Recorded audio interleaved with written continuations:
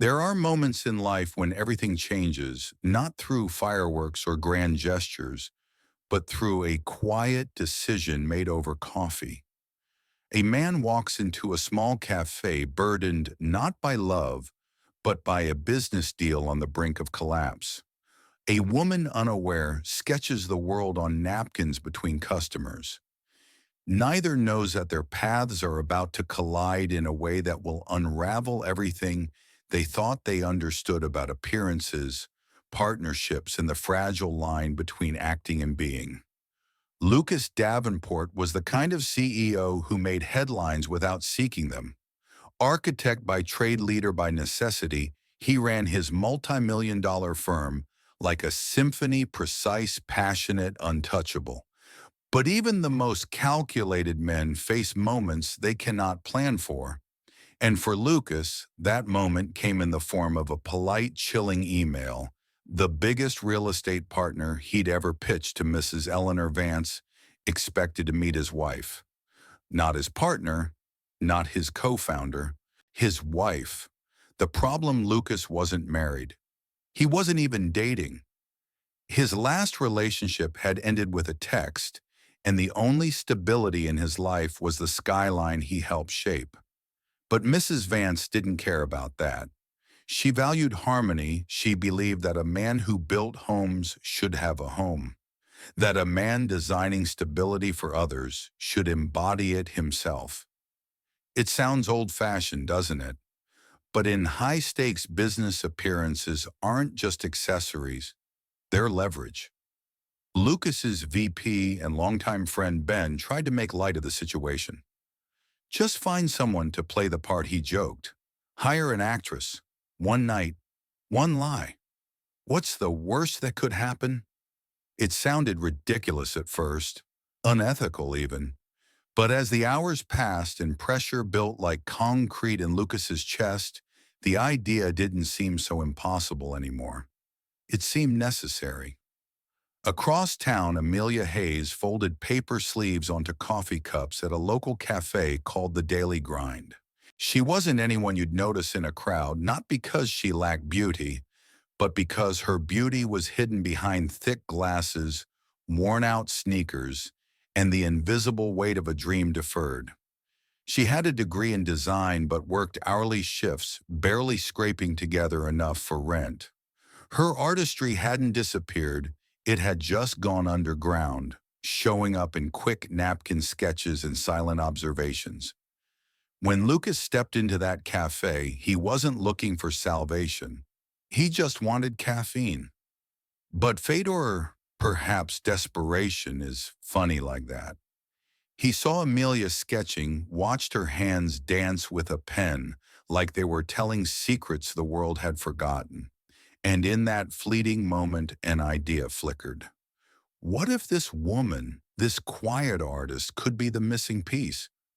What if elegance didn't have to be bought, just discovered? So he made her an offer, $5,000 one night. Pretend to be his fiancée. Now let's pause for a second because here's where we insert some reality into the fairy tale. If someone approached you and offered a significant amount of money to fake a relationship, what would you do? Would you scoff and walk away? Would you consider it out of necessity? Would you weigh pride against opportunity? This isn't just about romance. It's about economics, about art, about survival, and maybe about the hidden spaces between those things. In real life, a woman named Anna once told a story eerily similar. She was a freelance illustrator who was asked to pose as a CEO's partner during an overseas gala. At first, she refused. Then she saw the contract, the exposure, and the chance to meet people who could elevate her career. She accepted. It wasn't glamorous. It was nerve-wracking. But it changed her life. Within a year, she was designing for high-end publishers across Europe, all because of one night she pretended to belong in a world she had only drawn from the outside. Back to Amelia, she hesitated, of course. She wasn't a fool, but the offer came at a time when her rent was overdue. Her student loans loomed like ghosts, and her dream, a 3D design course she had longed for, felt further away than ever. So she agreed, with conditions. One night, a clear contract, no touching her personal life beyond the performance. Lucas, true to his word, brought in stylists, trainers, etiquette experts. They tried to transform her not just in looks but in presence. But what surprised everyone was that Amelia didn't just absorb it, she enhanced it. She wasn't a blank canvas. She had taste, insight, confidence hidden beneath layers of humility. She chose subtle fabrics, classic cuts, earthy tones, nothing loud but everything deliberate. And slowly the woman everyone thought would need to be molded began shaping herself into something far beyond what Lucas had imagined. The final fitting was the moment it all shifted. Lucas, reviewing a design file in his penthouse, looked up when she stepped out of the dressing room. The woman before him was unrecognizable, not because she had changed, but because he had never truly seen her before. Her green silk dress shimmered in the light. Her skin glowed with warmth and clarity, and her eyes, no longer hidden behind lenses, were fierce and intelligent. He was stunned, speechless, and not just by her looks, by the fact that beneath the polish, the heart of an artist still beat raw, grounded, defiant. That night they rehearsed their love story. Ben played the director, throwing in cheeky lines and improbable coincidences. Lucas and Amelia laughed, improvised, and tried to memorize the parts. But the real rehearsal happened off script. It was in the way Amelia talked about her dream to open a design studio, in how Lucas confided about his fear of failure the nights he stared at skyline renderings, wondering if they meant anything. Slowly, the performance began to blur with reality. They weren't just creating chemistry, they were discovering it. Then came Clara. Every drama has a disruptor, and Clara Jenkins was just that. Blonde, sharp-tongued, and always impeccably dressed, she worked in marketing, but thought she owned the narrative. She showed up uninvited, saw Amelia, and immediately tried to dismantle her. But Amelia, with a half-smile and full composure, returned every jab with grace. She even called out Clara's fake Monet, a subtle jab laced with elegance. That moment sealed it. Amelia wasn't just acting anymore. She was owning the space. And Lucas noticed. He saw how she navigated scrutiny, how she supported him in the presence of doubt. She wasn't a prop. She was a partner, even if only for one night. That night arrived. The Langham Hotel glowed like something out of a Fitzgerald novel. Crystal chandeliers, velvet gowns, jazz echoing off marble floors. Lucas, in a tuxedo, waited at the foot of the staircase, palms sweating not from business anxiety, but something deeper. Then Amelia appeared. She descended like she had always belonged there. Burgundy gown, soft waves pinned to one side, diamond earrings catching the light. Every guest paused, every conversation slowed. And Lucas, the man who had hired a role, forgot entirely about contracts. All he saw was her. She stood at the edge of the ballroom like a portrait brought to life, not just beautiful, striking in a way that made you want to listen before she even spoke. Lucas extended his hand and she took it with quiet confidence, a small nod confirming her readiness to step into the theater of high society. Only this time she wasn't pretending. She was participating. When they reached Mrs. Vance, the woman didn't smile easily. She was observant, seasoned, someone who had built empires not by charm, but by discerning what others missed. Her eyes scanned Amelia sharply, looking for cracks in the facade. What she found instead was poise, intelligence. And when Amelia spoke, it wasn't small talk, it was fluency in art architecture and the intersections of function and beauty.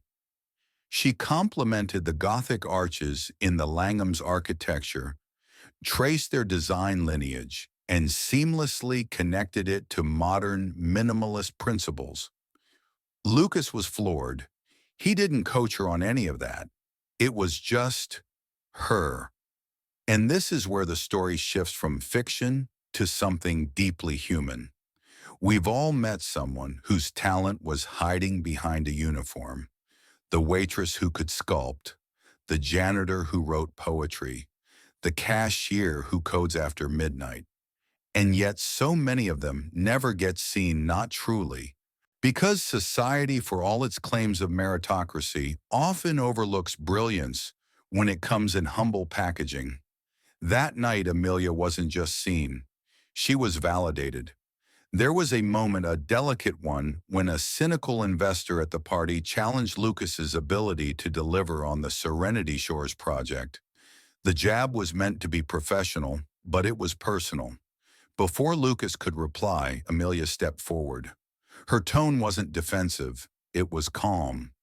She talked about how creativity meets resilience in great projects and how Lucas, behind his business exterior, was one of the most visionary creators she'd ever met. She said it with such sincerity that it disarmed the entire room. That wasn't part of the script. After the event, Lucas and Amelia found themselves on a quiet balcony overlooking the city lights. The contract had been fulfilled. The performance was over. And yet neither of them wanted to leave. "Thank you," Lucas said, his voice lower, more genuine than it had ever been. "You were more than perfect tonight." Amelia looked at him, a hesitant smile on her lips. "That's what you paid me for, remember?" "No," he replied. "What you did, what you said, that wasn't in a contract. That was real. And it meant something." In that moment, something shifted permanently, not just between them, but within them.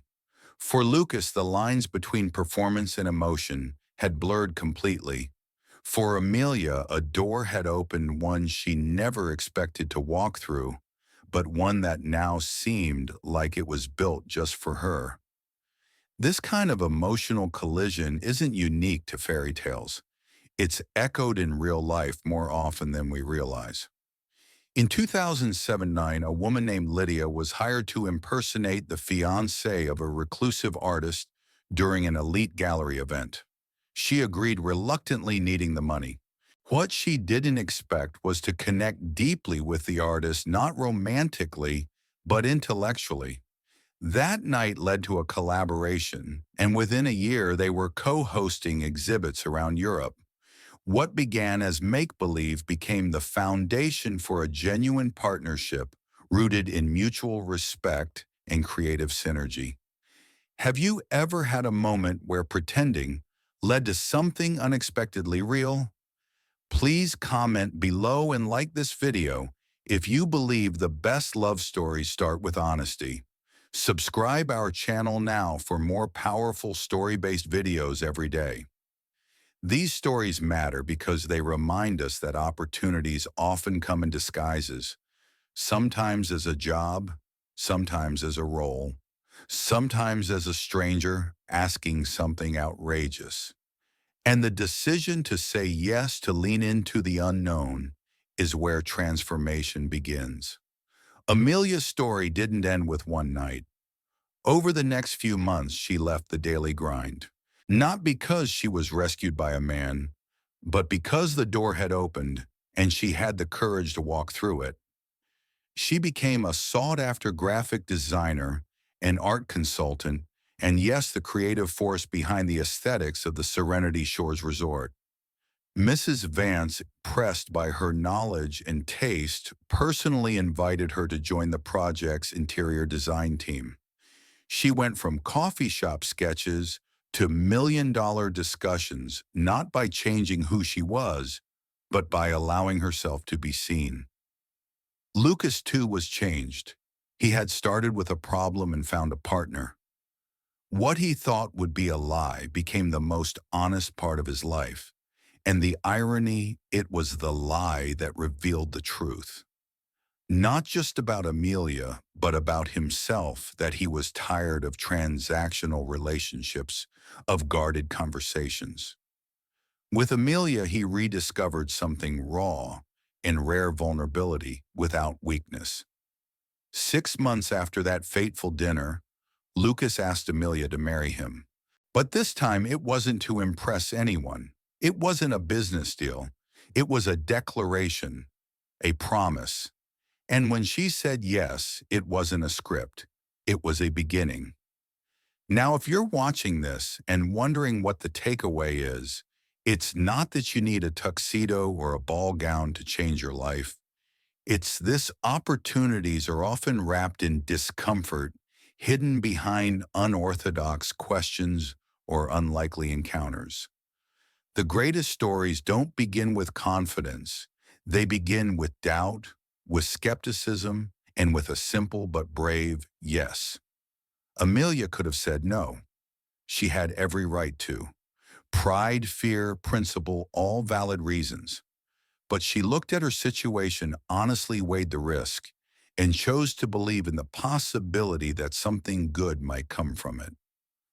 That doesn't make her lucky. That makes her brave. Lucas could have hired a model, someone polished, practice safe, but he didn't. He saw value in authenticity, even if it came in unfamiliar packaging. That doesn't make him clever. That makes him open. And us. We often judge people in uniforms or behind counters, not realizing that some of the most profound talents are walking past us every day, disguised as baristas, cashiers, assistants, or clerks. Maybe the message here is this: look again. Look again at the people you dismiss. Look again at the chances you reject. Look again at the roles you're afraid to play. Because sometimes the fake thing is the only path to discovering what's real. Weeks turned into months, but what began that night didn't fade with time. It deepened. Lucas and Amelia, now no longer acting, began to experience what many couples who start with fireworks rarely achieve: mutual growth. It wasn't easy. They were both fiercely independent. She used to standing alone in a world that often underestimated her. He trained to command and control outcomes in every room he walked into. But real love, the kind that roots itself in understanding and shared purpose, doesn't demand perfection. It demands presence. Lucas learned to listen, not to respond, not to fix, just to listen. To her stories about childhood dreams and college professors who dismissed her ideas. To her fears of being seen only for her beauty, now that she no longer wore oversized glasses and coffee-stained shirts. To her ambitions that were not contingent on his approval or his name. Amelia, in turn, saw the man behind the money, the boy who once sketched buildings in the margins of his notebooks, the brother who quietly mourned a sister gone too soon, the leader who carried 1,000 expectations like stones in his chest and yet still found time to memorize the color palettes that made her smile. There was a rainy afternoon, long after the deal had closed, and Serenity Shores was under construction, when they stood in the middle of an unfinished suite, no windows, just scaffolding and echoing walls, and she asked him, "When did you know?" He didn't hesitate. "When you spoke up in front of Mrs. Vance," he said. "That wasn't just partnership. That was loyalty. That was fire. And fire is a rare thing in a world of curated aesthetics and carefully timed public statements. Theirs wasn't a love built on convenience. It was built on risk. And risk, calculated or emotional, is something we all face. How many times have we hesitated because the offer felt too strange? The job felt too unconventional. The relationship didn't begin the way stories are supposed to. But maybe it's time we redefine supposed to. In 2019, a man named Diego, a former chef from Brazil, took a temporary gig as a private cook for a tech startup's executive team in Berlin. What started as a 3-month contract turned into 5 years of collaboration. Not only did he eventually become the company's culture director, but he also launched a wellness food brand funded by one of those very executives. No LinkedIn plan could have mapped that out. It happened because he said yes to something that seemed temporary, even fake at first. Lucas and Amelia's story, while fictional in origin, echoes that same blueprint. When you strip away the glamour, what's left is two people choosing to see each other completely. The past, the fear, the ambition, the flaws. And that's what people miss when they chase surface-level partnerships in business or love. A real partner doesn't complete you, they reflect you. They amplify your voice when you're afraid to speak. They step back so you can step forward, and they remind you that your brilliance is not a liability, but a necessity. 6 months after the proposal, the real one, not the one rehearsed over coffee, Lucas and Amelia stood inside her newly opened studio in the heart of Chicago. Sunlight streamed through tall windows. On the walls hung framed sketches from her past, some drawn during her shifts at the daily grind. Others made while curled up beside Lucas after long days of work. The space wasn't fancy, but it was hers. He walked in with a smile, carrying 2 cups of coffee, a callback to the beginning. "You sure you don't miss pretending?" she teased. Lucas smirked. "Not when the real thing is so much better." And that's the thing, real isn't always neat. It's not always scripted. It's messy and vulnerable and full of moments where you question if it's all falling apart or coming together. But when it's real, it's worth it. The night of their wedding, a small, quiet gathering surrounded by the same people who once doubted them, Mrs. Vance made a toast. She didn't speak about contracts or market projections. She spoke about observation. "I've seen many people who look perfect on paper," she said, "but the ones who succeed, truly succeed, are those who surround themselves with people who tell them the truth. Not the polished truth, the soul truth." She raised her glass toward Amelia. "This woman," she said, "was hired for a performance. But what she delivered was authenticity, and in that she revealed the integrity of the man beside her." Those words stuck with many in the room, not because they were elegant, but because they reminded everyone of a simple truth: the people we choose to stand beside us are our loudest message to the world. They represent not just our taste, but our values. Not just our image, but our identity. So here's the final takeaway. Whether you're building a brand, a business, or a life, choose substance over spectacle. Don't be afraid to step into roles that stretch your identity. Sometimes pretending leads to discovery. Sometimes acting helps us find truth. And sometimes the person we overlook, the one sketching quietly in the corner or working late behind a counter, might just be the one who rewrites the entire story. Because behind every fake marriage, there might be a very real beginning. And if you take anything from Lucas and Amelia's story, let it be this: never underestimate the power of the unpolished. Never dismiss the quiet brilliance. Never close the door just because the proposal came with terms. The job, the opportunity you're looking for. It might be hiding inside something that feels like a performance until it doesn't. And when it stops feeling fake, that's when you know it was real all along. Thanks for staying with us until the end. If this story moved you, made you think, consider sharing it with someone who might need it today. Subscribe our channel now for more powerful stories about love, self-growth, and human connection, and turn on the bell so you don't miss the next emotional journey.